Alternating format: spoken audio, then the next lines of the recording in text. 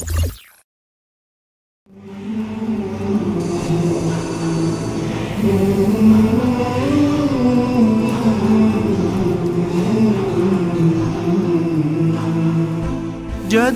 حياة القلب بالقرآن.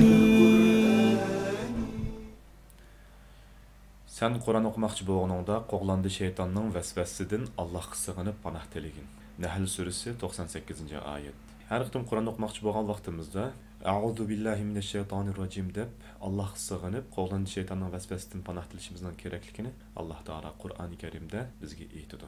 Assalomu alaykum va rahmatullohi va barakatuh. Men qarindishimlar Muhsin O'zg'azi. Oldingi soatlik darsimizda harflarning tovush chiqarish o'rinlari qarab o'tgandik. Bu soatlik darsimizda bo'lsa maxrajlari, ya'ni tovush chiqarish o'rinlari o'qishib ketadigan harflarga qarab o'tamiz. Harflarning jami 17 maxraji bor. Bu 17 maxraj 5 rayonga bo'linadi. Birinchisi ig'iz va kanay bo'shliqi. Bu rayondan mad, ya'ni so'zish harflari bo'lgan alif, vav, ya harflari chiqariladi. İkincisi kanay rayoni. Bu rayon 3 qismga bo'linadi.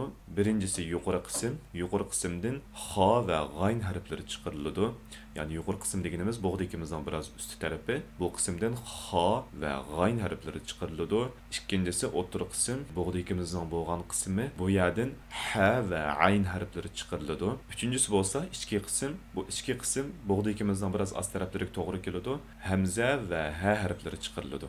Üçüncü rayonumuz bo'lsa til. Bu rayonda 10 maxraj bor. Bu o'rinlar to'rtbarakka joylashgan. Birinchi bo'lak tilning kayni, ya'ni bu tilning eng ichki qismiga to'g'ri keladi. Kaynidan oldi qarab turib, oldi bilan eng kayn tarafdan qof, uning oldi tarafidan kaf harflari chiqariladi. Ikkinchi bo'lak bo'lsa til o'ttirisi. Til o'ttirisidan tartib bilan jim, shin, ya harflari chiqariladi.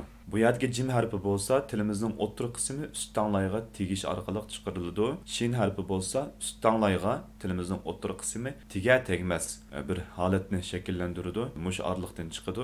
Ya harfi bo'lsa tilimiz bilan ust tanglayninki, ya'ni tilimizning o'ttirisi bilan ust tanglayninki orliqida bo'shliq qoladi. Bu rayondan jim, shin, ya harflari chiqariladi.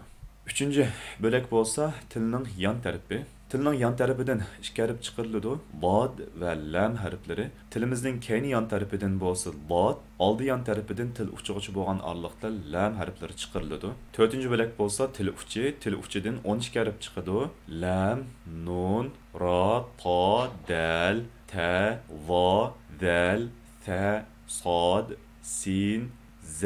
Bu harflarninki maxrajlari til uchi. Til uchining o'xshamagan tishlarga tegishiga asosan bir qancha guruhga bo'lamiz. Bu yerdagi lam harfi nimishqa bu ikkili yerda bor desanglar, bu tovushninki chiqishida tilninki yon tarafi va tilning uchi o'xshashlar qatnashganlik uchun ikkili tarafga qo'yib qo'ydim. Men bu yerda 3 guruhga ayırdım. Asosiy foydalanish kitobimizda bo'lsa 5 maxrajga bo'ladi, 5 guruhga bo'ladi.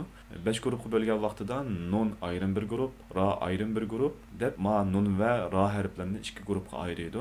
Bu ayirish bo'yicha bo'lgan chaqda nun harfini chiqargan vaqtimizda tilimizning uchi ust udul tishimizning milikiga tegib chiqariladi. Ra harfi bo'lsa tilimizning uchining biroz ust tarafi, ya'ni tilimizningki oldi tarafi ust udul tishimizning milikiga tekkizilib turib chiqariladi. Dal tilimizning uchi emas, biroz ust tarafi ust udul tish milikimizga tekkizilib turib chiqariladi. Shunda bo'lishiga qaramay, biroz osonroq va qulayroq bo'lsin deb faqatla 3 guruhga bo'ldim. Tishlarninki tegishiga asosan. Birinchi guruhimiz bo'lsa, til uchining ustinki udul tish yuqori tarafiga tegish orqali chiqariladigan harflar. Bu harflar bo'lsa lam, nun, ra, ta, dal va ta harflari. İkinci guruh bo'lsa, til uchining ustinki udul tish uchiga tegishi orqali chiqadigan harflar. Va, dal, ta harflari. Üçüncü grupumuz bo'lsa, til uchining ostingi udul tishga tegish orqali chiqariladigan harflar. Bu harflar bo'lsa sod, sin va za harflari.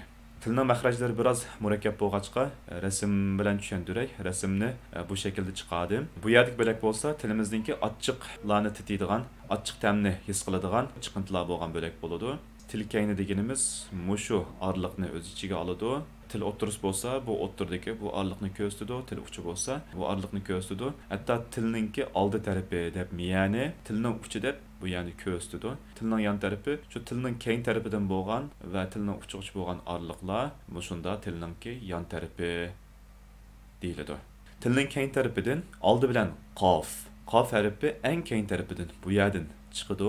Kaf harfi bo'lsa til keynining biroz oldi tarafidan chiqadi, bu yerdan chiqadi, bu yerga to'g'ri keladi. Til o'ttirisidan jim, shin, ya harflari chiqariladi. Bu o'ttirisidan buni chiqargan vaqtimizda til o'ttir qismi boyda o'tganimizdek üst tanglayga jim harfini chiqargan chaqda tegidi, shin harfini chiqargan vaqtimizda tiga tegmas. Yiqilishidi. Ya harfini chiqargan chaqda tanglay bilan til o'ttirisi oralig'ida bo'shliq qoladi. Tilning yon tarafidan bot va lam harflari chiqariladi. Tilning yon tarafidan shu oraliqdan iziq tishlarimizga tilimizning yon tarafi tegidi. Bu ikkil taraf. Bu tegish orqali bot harfi chiqariladi. Lam harfi bo'lsa tilimizningki oldi yon tarafidan uch-uchi bo'lgan oraliqda chiqariladi. Bu taj telaffuz qilgan vaqtimizda oldidagi udul tishlarga tegib turib chiqariladi. Tilningki oldi yon tarafidan tilning uchi bo'lgan oraliqlar. Mush qismdan lam harfi tovushi chiqariladi. Til uchidan bo'lsa lam, nun, ra, ta, dal, ta, va, dal, sa, sod, sin, za harflari chiqariladi. 4-rayonimiz bo'lsa lav, bu rayondan fa, ba va mim harflarining mahrajlari chiqariladi. 5-rayon bo'lsa dimoq, ya'ni burun bo'shligidan chiqariladi. Bu g'unna, ya'ni dimoqdan chiqqan ohangning chiqish o'rni bo'lib, g'unnalik sifati bo'lgan nun va mim harflari o'z mahrajlaridan chiqqandan sirt g'unna ohangi dimoqdan chiqadi. Nun va mimningki boya deb o'tdik, mahrajlari nati? Nunning mahraji til uchi, mimning mahraji bo'lsa lav. Bular o'z mahrajidan chiqadi va uningdan sirt g'unna ohangi dimoqdan chiqariladi. Bugungi darsimiz mushagicha bo'ladi. Keyingi darsimizda talaffuz o'qishadigan harflarga qarab o'tamiz. Assalomu alaykum va rahmatullohi va barakatuh. وبه اعتني واحذر من